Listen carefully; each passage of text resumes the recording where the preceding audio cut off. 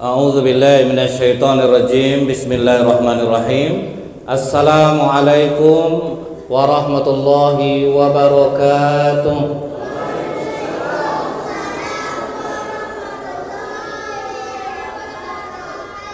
Alhamdulillahilladzi wa huwal ghafurul wadud dzul arsyil majid fa'alul liman yurid. Asyhadu an la ilaha illallah wahdahu la syarikalah wa asyhadu anna Muhammadan abduhu wa rasuluh. Allahumma salli wa sallim wa barik ala hadzal nabiyil karim wa ala alihi wa sahbihi ajmain. Bapak Lurah yang saya hormati, Bapak Ketua LPM, Bapak RT, RW, kemudian Bapak pengurus Masjid Al-Mukminin, juga teristimewa untuk Ustadz Apriyadi, Imam Besar Masjid Paripurna Al-Mukminin, Bapak-bapak, ibu-ibu, hadirin hadirat, orang-orang tua kami yang semoga kita semua senantiasa dirahmati oleh Allah. Amin ya rabbal alamin. Pernah Fatimah Zahra, putri Rasulullah sallallahu alaihi wasallam, dia datang bersama Ali ke rumah Rasulullah sallallahu alaihi wasallam, Pak, dan melihat Rasulullah sallallahu alaihi wasallam menangis terseduh-seduh. Kemudian Fatimah bertanya kepada ayahnya, "Wahai ayah, apa yang membuat engkau menangis?" Kemudian Rasulullah menjawab, "Fatimah, ketika aku Isra, aku melihat banyak perempuan di neraka." Ditanya lagi oleh Fatimah, "Pak, atas dasar apa? Kenapa kok banyak perempuan di neraka, ayah?" "Karena kalian itu suka membantah suami dan bakhil bersedekah." Jadi ini bocoran dari Rasulullah, bukan berarti perempuan itu pelit, enggak, Bu. Ini bocoran dari Rasulullah yang membuat perempuan banyak masuk neraka. Membantah suami dan bakhil bersedekah. Suami ini memang sakral di dalam Islam ini, Bu. Apa kata Rasulullah? Sebetulnya perempuan ini mudah masuk surga dalam hadis yang lain. Apabila dia sholat 5 waktu, berpuasa di bulan Ramadan, berbakti kepada suami, bisa menjaga kehormatan diri, dia boleh masuk surga dari pintu mana saja dia mau. Sebetulnya mudah juga, Pak. Nah, kesulitannya disitulah, yang 4 ini dilanggar, Bu. Sholat, perempuan ini, Bu, dapat keistimewaan. Sebaik-baik sholat seorang perempuan itu di rumah, sebaik-baik di rumah di ruang tengah, sebaik-baik di ruang tengah di dalam kamar. Ditanya oleh sahabat yang lain, "Bagaimana kalau istri kami mau sholat di masjid ya Rasulullah?" "La tamna'un nisa'akumul masjid." Jangan larang perempuan kalau mau ke masjid. Nah, itu istimewanya, Pak. Beda dengan kita laki-laki. Kita laki-laki ini sunnah muakkad hadir berjamaah, Pak. Sunnah muakkad itu maksudnya apa, Bu? Kalau tidak ada halangan, usahakan datang ke masjid. Kita lihat, Pak, ya. Ada seorang pengusaha baja di Serang, Banten. Dia pas naik haji, di situ termenung dia, Pak. Kenapa orang Arab ini kaya-kaya? Udah capek mengeluarkan uang, tapi hidup tetap kaya. Dalam kepenasaran dia tuh, Pak, dia cari rahasianya, ternyata apa, Pak? Orang di sana, Bu, jauh sebelum masuk waktu sholat, laki-lakinya sudah hadir di masjid. Yang kedua, begitu orang azan, sesibuk apapun mereka, toko langsung tutup, mall langsung kosong. Ini yang dikatakan Rasulullah, Pak. Siapa yang mengejar akhirat, kemewahan dunia akan tunduk kepadanya. Itu yang tidak kita lakukan di Indonesia, Pak. Sehingga, Bu, ya, yang dapat saf pertama di Masjid Nabawi itu, Pak, ada orangnya sampai 37 tahun itu aja orangnya, Pak. Saking mereka berebut untuk bisa hadir ke masjid mendapatkan saf pertama, terutama di sebelah kanan didoakan oleh malaikat. Itulah rahasia kekayaan mereka, Bu. Akhirnya begitu dia pulang naik haji, Pak, sampai dia di Indonesia, dikumpulkannya karyawannya. Dia pengusaha baja di Serang, Banten, Pak. Apa katanya ke karyawannya? "Mulai besok kalian mesti sholat berjamaah zuhur dan asar di kantor ini. Siapa yang tidak sholat berjamaah, saya pecat." Datang karyawannya bilang, "Terus mesinnya gimana nih, Pak?" "Matikan." "Kalian tahu, 1 kali aku mematikan mesin, aku rugi 30 juta. Berarti 2 kali 60 juta. Kali 6 hari kerja 360 juta. Kali sebulan berapa miliar, Pak? Aku tidak masalah aku rugi dunia, tapi kalian betul-betul melaksanakan sholat berjamaah dan tidak akan aku potong gaji kalian. Coba Bapak sekarang share coba browsing di YouTube pengusaha baja di Serang Banten yang mendulukan sholat jamaah. Ternyata kekayaannya sama jadinya, Pak, dengan orang-orang kaya di Arab. Maksudnya itu apa, Pak? Asal maulah laki-laki ini sholat berjamaah, Pak. Apalagi datang jauh sebelum masuk waktu sholat, insya Allah, Pak, hidup baru berubah. Jadi ini yang harus kita sadari. Nah, perempuan dia sudah dapat sholat di rumah. Cuman kadang yang membuat perempuan ini lalai sholat itu apa, Bu? Acara beralek itu paling sering tuh. Kan dari tuan rumah dikasihnya makeup tuh, Pak. Dibisikkannya, lah Kak jangan lap makeup kakak Kak, itu biokos itu 135 sekali makeup. Akhirnya banyak yang tidak sholat ibu-ibu nih, Pak. Yang jaga makanan tidak sholat, yang jaga kado tidak sholat. Ditanya ngapa kakak tidak sholat, Kak? Tahu lah Allah tuh, kita kan nolong tetangga nih. Dibuatnya hukum baru, Pak. Zuhur tidak sholat, asar tidak sholat, maghrib pun tidak. Padahal jam 5 udah pulang, Pak. Rupanya sayang mau menghapus makeup tuh, Bu. Abang belum nengok lagi, abang pulang kerja malam. Akhirnya tidak sholat, Pak. Kadang nonton TV di rumah, Bu, udah ditarik-tariknya daster tuh, Bu, mau beruduk, tidak jadi-jadi, nunggu iklan juga. Rupanya tetap juga tegak situ, Pak. Akhirnya dia ngomong sama anak, Mama mau sholat jangan kecilkan TV. Tuh heran anaknya, Bu, kok nggak dikecilkan TV, Ma? Nanti Mama nggak tahu udah sampai di mana ceritanya. Rupanya sambil sholat tuh dia tetap juga dengar TV, Pak.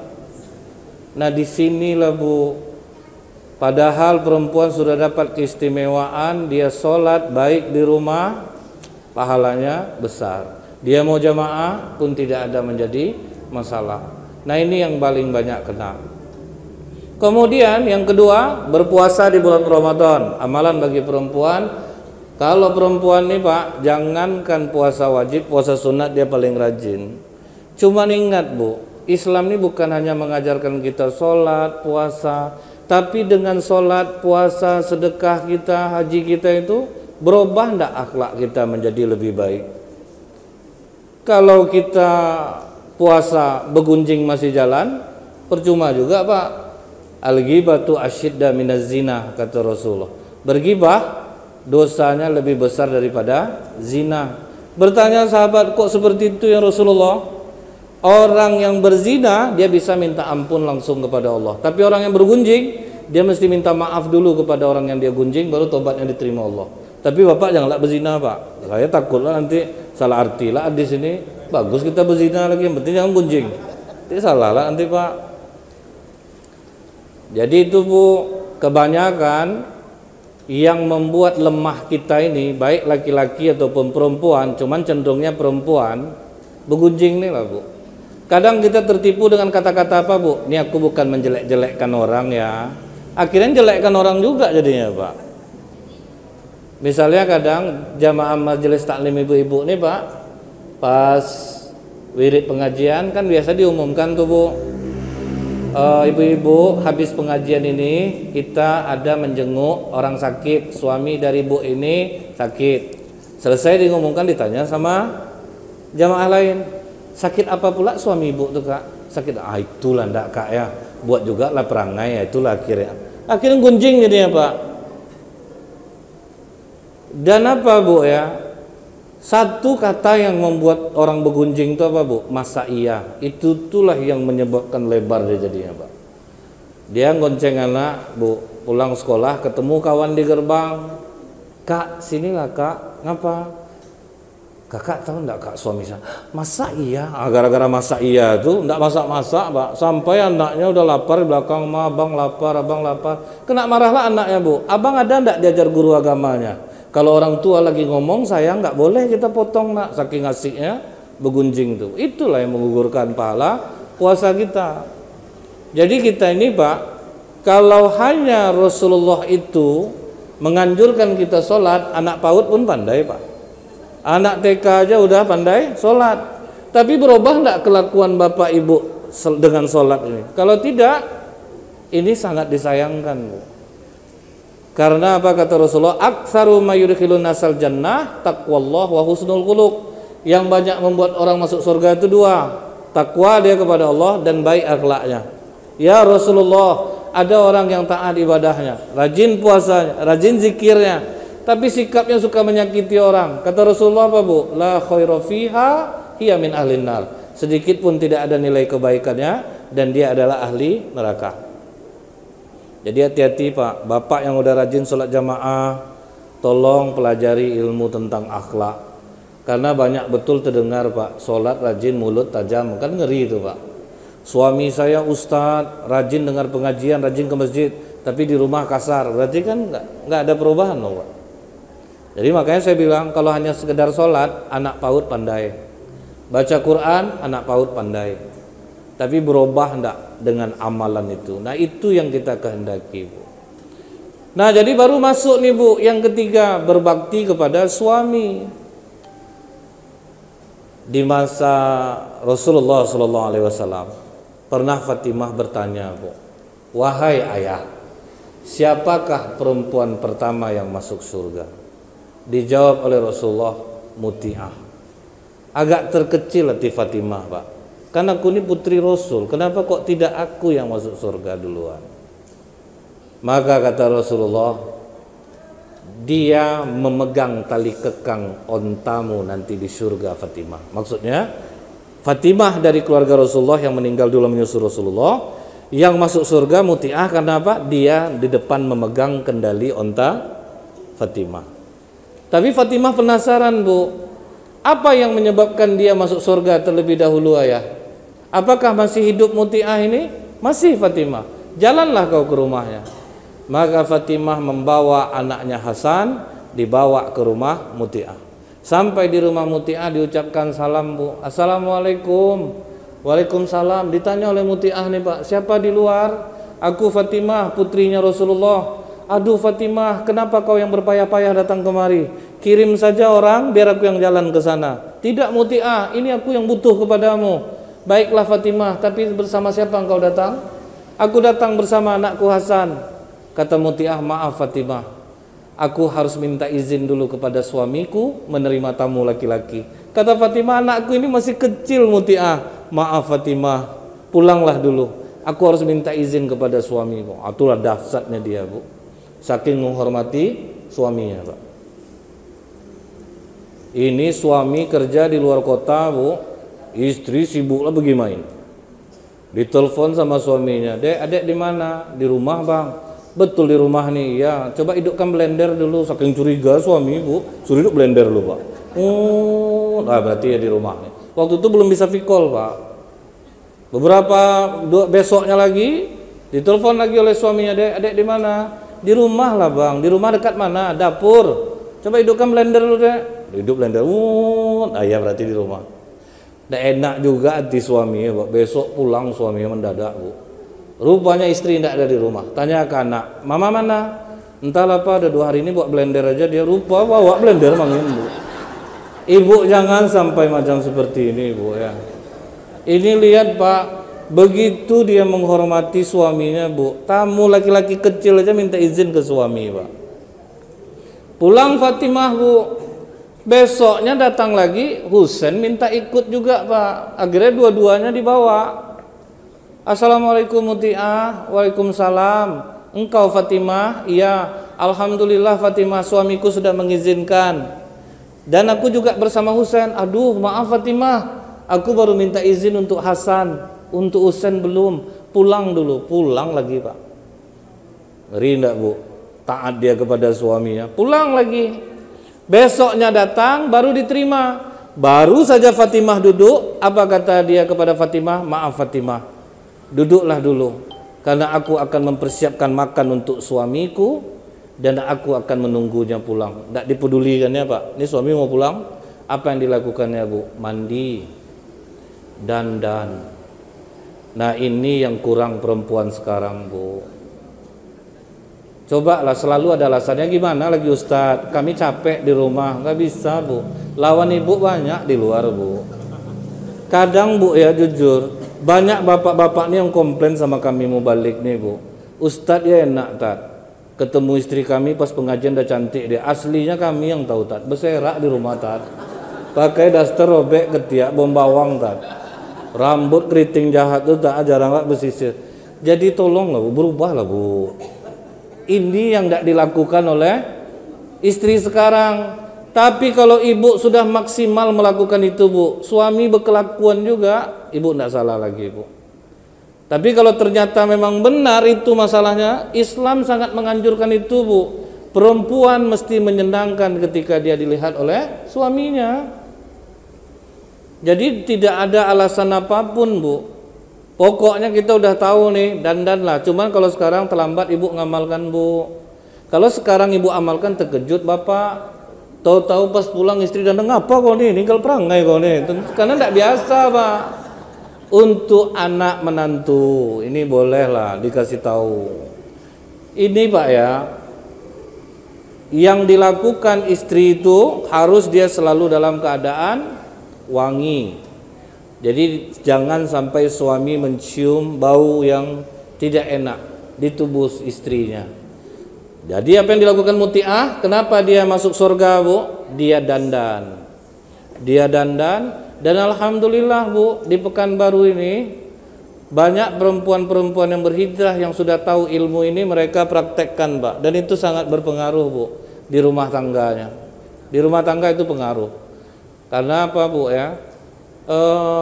Tapi memang Pak, bapak gitu juga Pak. Cantik ini butuh modal Pak. Tolonglah Pak, bapak jangan nuntut cantik aja. Bapak dari tadi ya senang hati bapak Pak. Bapak saya bela. Ini ada juga kesalahan bapak. Bapak tahu enggak Pak?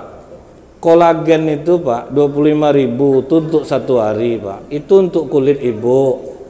Serum itu Pak, serum Nuskin itu 600.000. Kemudian cek kulit dokter Jalan Cempaka 140 Pak. Krim G untuk pagi, krim R malam, kan?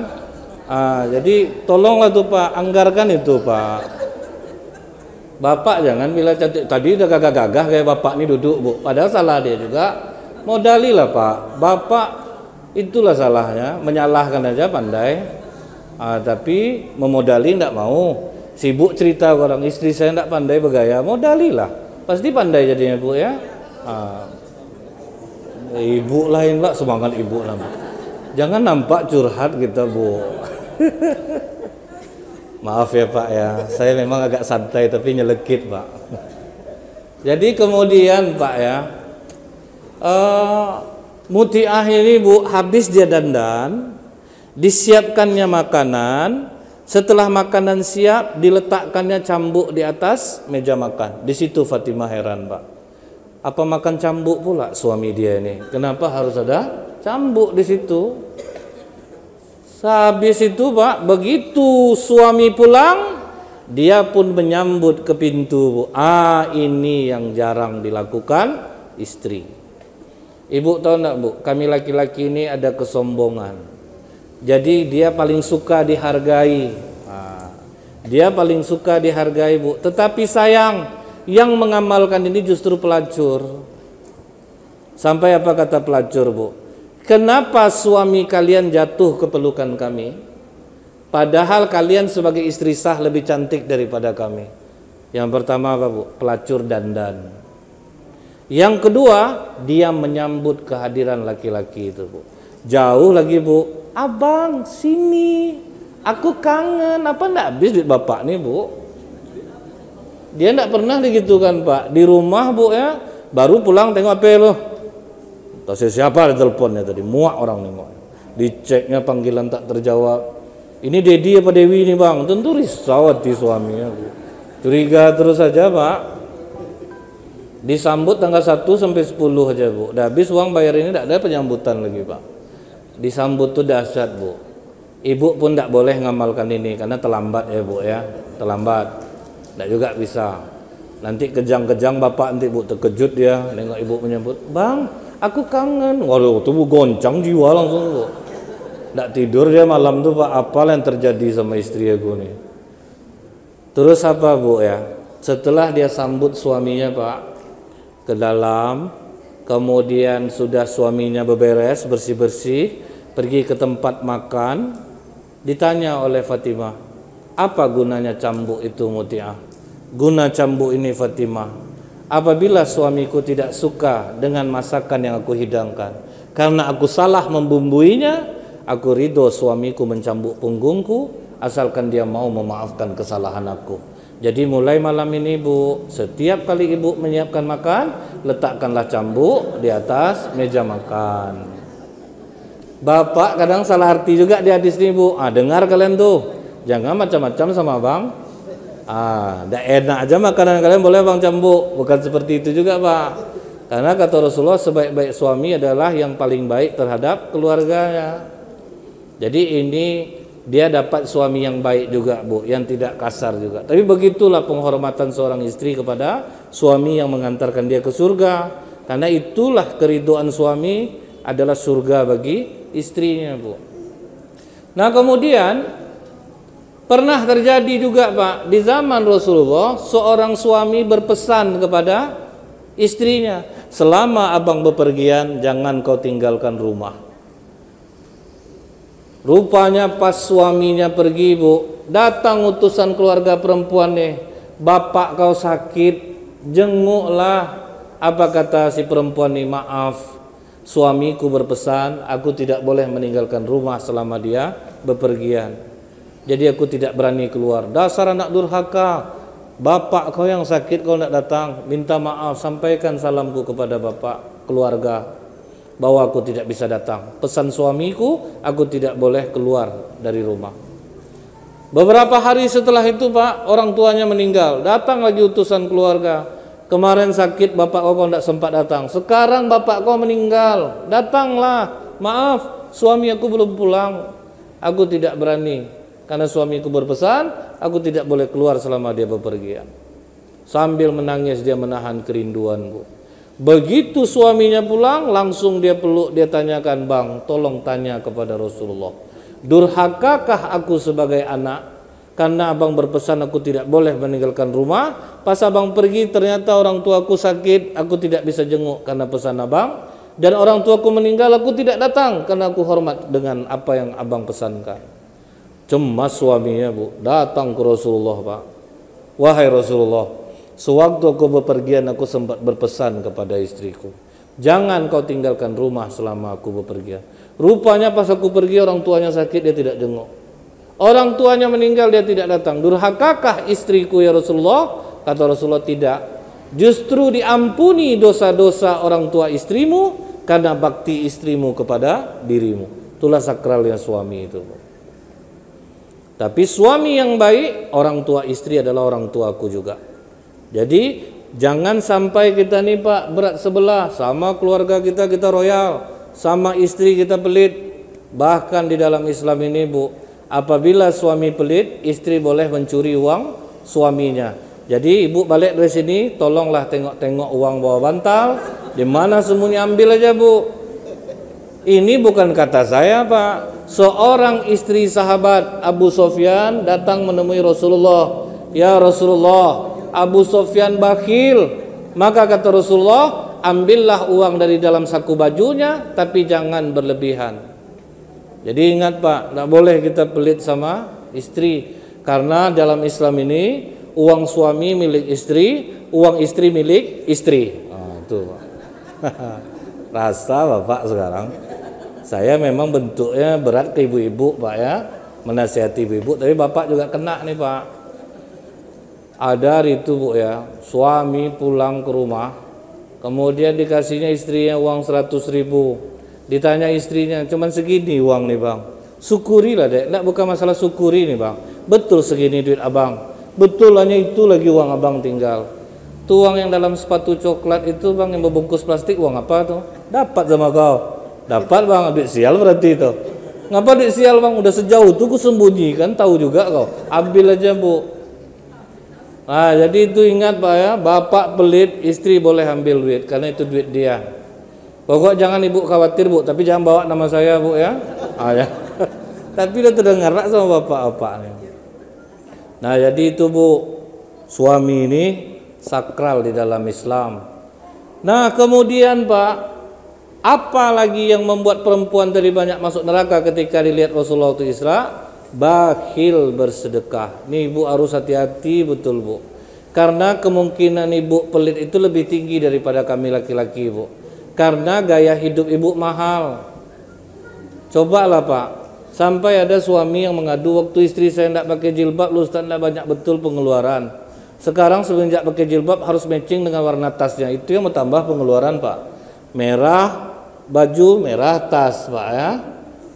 Apa ndak banyak jadi bu, berapa biji gamis segitu juga jumlah tas yang habis kami Ustaz. Makanya bu pas foto keluarga, kalau tas ibu original pasti ngadapnya ke kamera, yang di sebelah bapak pasti tegini bu.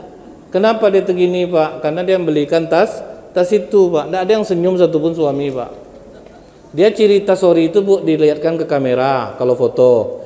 Kalau di samping berarti semi premium. Kalau bentar kak aku naruh tas dulu baru foto tuh KW bu, itu 285.000 ke bawah harganya. Tuh bu. Jadi bu ya, waktu perempuan mendengar Rasulullah mengatakan banyak mereka di neraka karena bakhil bersedekah, maka perempuan-perempuan itu menanggalkan gelang-gelangnya. Ditanggalkannya gelang-gelangnya bu. Kami tidak ingin menjadi ahli neraka ya Rasulullah. Nah itulah bu. Ibu kalau kaya, jangan sampai kekayaan itu hanya untuk digaya kita aja. Jangan sampai hanya untuk gaya kita bu. Infakkan dia, nafkah rezeki yang kita cari, infak rezeki yang kita keluarkan. Nafkah dan infak ini dalam bahasa Arab satu katanya, itu nafak. Orang Arab kalau bilang terowongan nafak. Terowongan air, ada air masuk, ada air keluar. Ada uang masuk, mesti ada uang keluar. Uang masuk banyak, uang keluar sempit, gorong-gorongnya kotor pak. Itu yang buat penyakit tuh bu. Apa kata Rasulullah pak? Sembuhkan penyakit kalian dengan sedekah. Kenapa banyak rumah sakit di Pekanbaru? Bukan orang Pekanbaru tidak bersedekah pak. Penghasilan besar yang disedekahkan kecil, itu masalahnya pak. Kita ini kalau untuk pribadi royal, untuk anak-anak mewah, mobil mewah, sepatu kita, gamis kita mahal, beli tas. Kalau fosil nggak ada KW-nya bu, ada 3 juta, belum tas doa yang paling murah 850.000. Terbeli, tapi untuk sedekah pak, cobalah bongkar kotak infak. Kalau enggak 2.000, 5.000 yang banyak, 20.000 satu-satu. Jadi untuk Allah tuh kita hitung-hitungan. Makanya banyak rumah sakit bu. Tapi ini maaf bicara bu ya, di Arab Saudi banyak dokter yang mengundurkan diri pak. Karena apa? Tidak ada pasien. Nggak ada pasien rumah sakit. Dokter tidur, perawat tidur bu. Padahal pengobatan gratis. Siapa yang masuk layanannya VVIP. Tidak perlu ada paskes pertama. Sudah itu 3 hari udah mau mati baru masuk ke paskes kedua, nggak ada. Pokoknya langsung dilayani. Kenapa bu? Orang di sana dari mulai anak kecil udah diajar sedekah pak. Jadi kalau bulan puasa anak-anak perempuan kecil-kecil itu bersusun dia di jalan, bawa perbukaan, dibujuknya kita untuk mau mengambil sedekah mereka tuh. Udah diajar dari kecil bu. Ini anak dikasih makanan dibisikkan, jangan main keluar nanti diminta lah sama siapa tuh nanti nangis kau pulang. Malah itu diajarnya anaknya pak. Diajarnya pelit anaknya. Nanti kalau diminta orang ludahi makanan kau ya. Kira itulah diajarkannya anak pak. Kalau diminta puy gitu. Supaya orang tidak minta. Diajar anak itu pelit dari kecil. Itulah bu ya. Lihat rumah sakit Awal Bros sudah buka cabang. Tanda kan banyak peminatnya itu pak.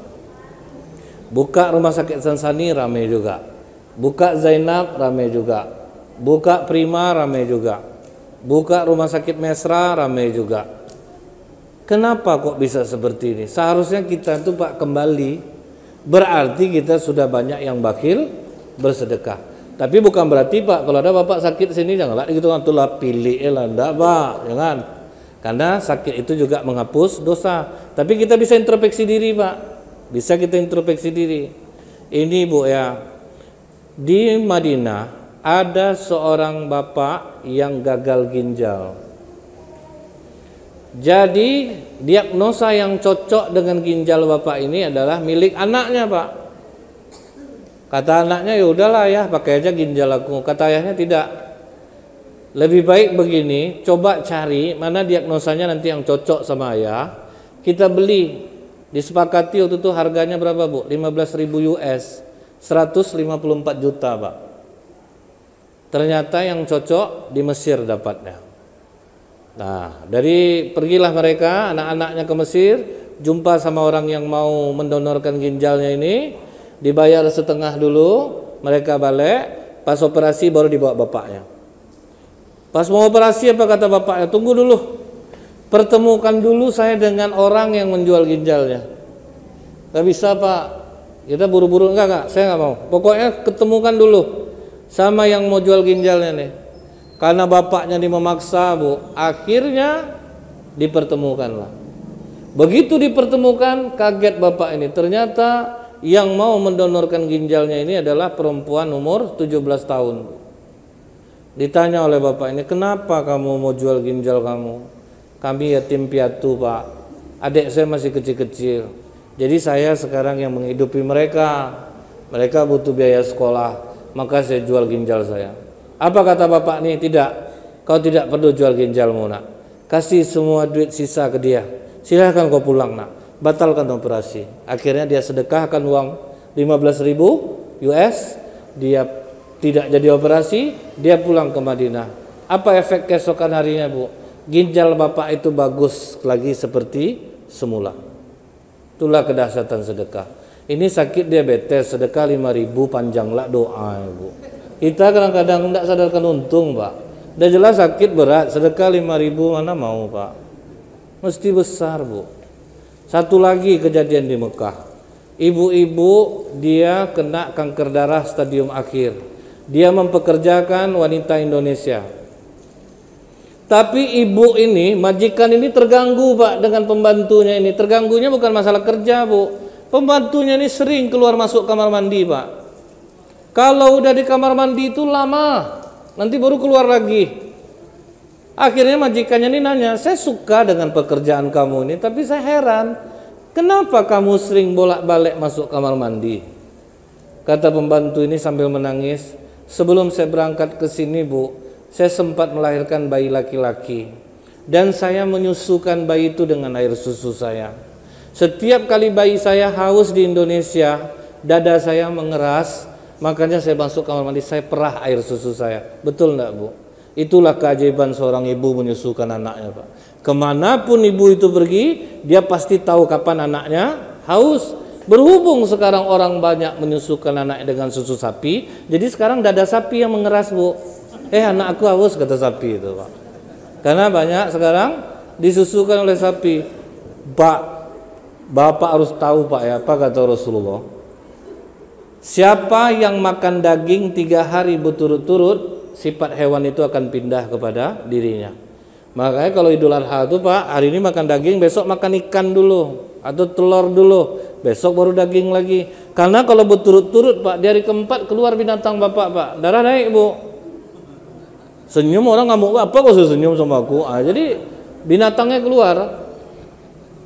Kemudian apa lagi kata Rasulullah Bu? Siapa yang makan onta hendaklah beruduk, karena onta pendendam. Jadi maka orang habis makan onta itu dianjurkan beruduk Pak. Bapak Ibu bisa bayangkan enggak, anaknya dari umur 0 dikasih susu sapi Bu. Apa enggak pindah sifat sapi itu ke dia Pak? Coba larang anak sekarang main game Bu. Jangan main game juga, besok sekolah keluar lenguh sapinya Bu. Orang main baru udah larang. Itu kan lenguh sapi itu Pak. Kalau untuk pendamping susu binatang tidak apa-apa Bu, tapi kalau diserahkan ke sapi semua, ini yang jadi masalah. Akhirnya setelah dia ceritakan Pak sama majikannya ini Bu, menangis majikannya ini kepada TKW Indonesia itu. Hari ini juga kau pulang ke Indonesia, aku belikan tiket. Kau pulang ke Indonesia, kau kontrak sama aku bayar penuh gaji kau pulang ke Indonesia. Akhirnya disedekahkannya gaji itu Pak. Padahal belum sampai waktu kontraknya habis, dibayarnya semua. Perempuan ini pulang ke Indonesia berbahagia ketemu anaknya. Si ibu ini pergi ke rumah sakit, kanker darahnya langsung 0% Bu. Kenapa kita tidak yakin dengan penyembuhan seperti ini? Akhirnya sibuk borong masker sekarang, Pak. Sedekahkan aja lah uang tuh. Sekarang tahu Bapak, rumah sakit banyak kerjasama dengan ustadz-ustadz nih Bu. Karena rumah sakit udah tahu 80% penyakit itu karena pikiran, bukan karena makanan Pak. Berhentilah Bapak Ibu menyalahkan makanan, naik kolesterol, darah tinggi. Enggak Pak. Yang membuat bapak-bapak nih kolesterolnya naik tuh Ibu, pas pergi pesta sama Ibu, Bapak mau ngambil daging, Ibu larang. Nah, itu yang naik dibuat darahnya Bu. Dia sedang menyelera makan rendang Pak, kena larang. Janganlah makan abang lagi Bang, naik darah abang nanti. Sabar gak baru Bu, nahan nih. Telur puyuh nih lah dek Bang, tuh tinggi lemak itu Bang. Ayalah, ikan tongkolnya dek Bang, abang asam urat Bang. Kau semua kau larang, tuh naik darahnya Pak. Jadi belum makan lagi Bu, udah naik darahnya. Itu sebetulnya Mbak buat Bapak naik darah tuh. Jadi ingat tuh Bu, Ibu punya sakit, banyak-banyaklah nyumbang. Bapak ada sakit Pak, banyak-banyaklah nyumbang. Udah banyak kita sedekah Pak. Sakit juga, sakit akan menjadi penebus dosa. Dinaikkan Allah derajatnya. Karena bukan berarti orang rajin sedekah itu tidak sakit. Dia sakit tetapi menjadi rahmat baginya Pak. Jadi ini Bu, pernah saya bertanya kepada dokter tentang seorang pasien perempuan yang jantungnya tersumbat. Kemudian apa kata dokter ini? Ini kalau dibawa ke rumah sakit jantung harapan kita di Jakarta, pakai biaya pribadi 1 miliar habis. Saya masuk ke ruangan ibu itu. Dari gamisnya aja Bu, udah kelihatan dia kaya raya. Gamisnya bahan sifon Arab Bu. Itu harga 1,5 juta tuh Pak. Dia kelihatan dari bahannya Bu ya. Bahan sifon Arab tuh langka. Jadi kemudian tasnya apa Bu? Louis Vuitton yang harga 17 juta. Kemudian pakaian suaminya Pak, metroseksual istilahnya Bu. Gaya Pak, gagah. Saya ucapkan salam. Assalamualaikum Ibu. Ya, waalaikumsalam Ustaz. Ibu katanya mau dirujuk ya Bu ya. Iya Ustaz. Kalau boleh saya tahu, orang tua kandung Ibu masih hidup? Masih Ustaz. Ada enggak Ibu sering berkunjung ke rumah orang tua? Jarang Ustaz. Itu penyebab penyakit secara spiritual. Menyiksa orang tua dengan kerinduan Pak. Itu Bu ya, biasanya nih dengan pengalaman yang sudah ada, tapi ini tidak bisa dibuktikan secara ilmiah. Orang yang payah tidur malam, jantung berdebar, berarti ada salah dia sama orang tuanya. Itu secara spiritual Pak, tapi ini tidak bisa, jadi tidak hadis juga. Tapi yang pernah terjadi seperti ini Pak. Dibawa tahajud tidak tenang juga, dibawa zikir tidak tenang juga, dada berdebar, sulit tidur, biasa nyiksa orang tua dengan kerinduan. Jadi dia jarang menjenguk orang tuanya Bu. Itu penyakit yang pertama. Kemudian yang kedua, adakah ibu memberi uang kepada orang tua? Ada. Kadang 200.000, kadang 300.000. Berapa sehari kalau 300 Bu? 10.000 Pak. Saudara kandung ibu ada yang susah? Ada. Ada ibu bantu? Pandai-pandai lah kalau udah nikah nih. Ini udah kena 3. Sekarang pertanyaan saya agak sensitif nih Bu. Berapa penghasilan Bapak sama Ibu? Tolong jujur. Kalau ada kos-kosan, kalau ada ruko, kalau ada sawit, ada pertanian, ada peternakan. Udah ngobrol berdua Bu, dapat angkanya berapa Bu? 600 juta 1 bulan. Ngasih orang tuanya berapa? 200-300 ribu Pak. Nolong saudara tidak ada, tapi untuk diri dia boros. Jadi saya katakan, saya udah nanya ke dokter tadi Bu, kalau sempat ini pakai biaya pribadi, ini bisa habis 1 miliar kalau ibu dirujuk ke rumah sakit jantung harapan kita di Jakarta. Kalau ibu yakin dengan hadis Rasulullah, sedekah bisa menyembuhkan penyakit, ibu ambil coba 10% aja dari 1 M itu. Tapi ini ijtihad saya. Itu tidak juga hadis Pak. Berarti 100 juta Kasih orang tua ibu, kasih saudara kandung ibu. Coba kita lihat, karena Rasulullah mengatakan sembuhkan penyakitmu dengan sedekah. Tidak mungkin Rasulullah bohong.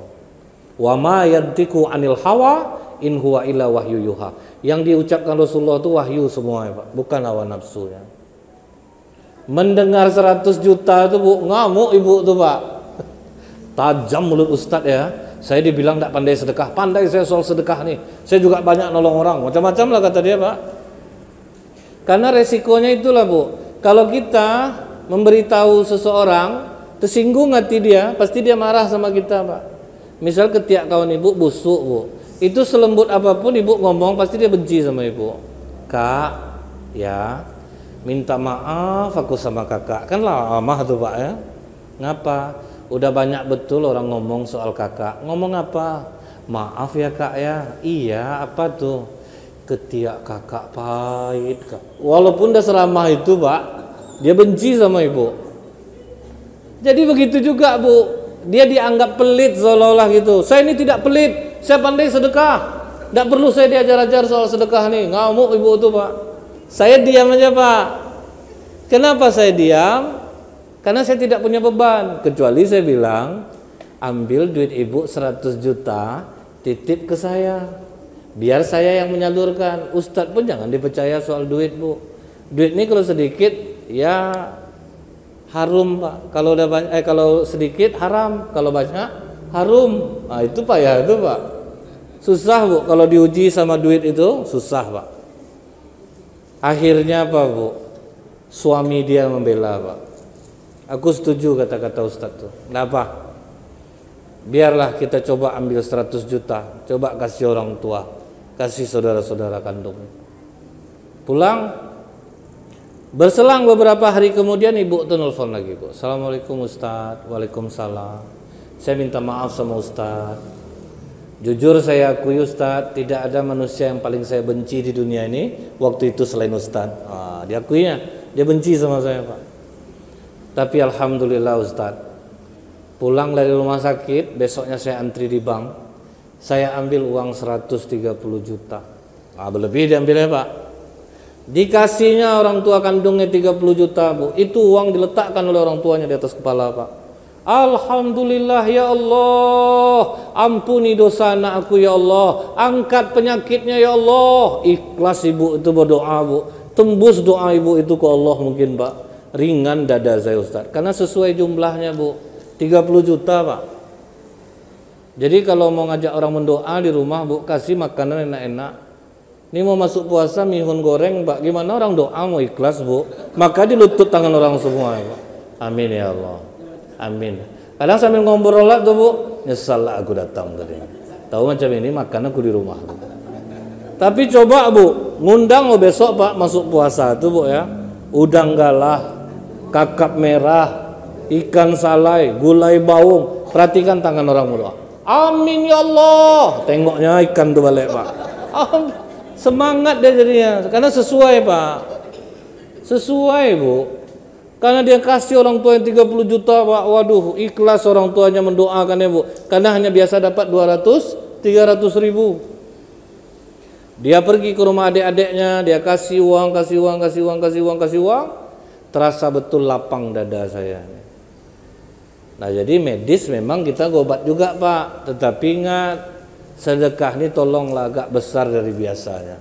Jadi itulah Bu, ini juga pelajaran ketika kita ada rezeki Pak, usahakan bisa kita ini berbagi Bu. Jangan sampai habis di tangan kita sendiri, sibuk dengan gaya kita. Tapi ingat, yang disedekahkan mesti harta yang betul-betul halal. Karena apa kata para ulama Bu, kalau kita bersedekah dengan uang yang subhat, uang yang tidak jelas kehalalannya, sama dengan mencuci baju pakai air kencing Pak. Bukan tambah bersih dia, tambah kotor dia jadinya Bu. Jadi usahakan hasil dari yang bagus. Karena misal kadang ini Bu, pedagang dia bisa aja berdusta, dia berdagang. Kadang coba lah Bu ya, kita tanya, "Bang, berapa harga jilbab nih?" 50 tuh Bu, enggak bisa 35. Kalau 35 udah 5 orang mau terima, enggak ada orang datang Pak.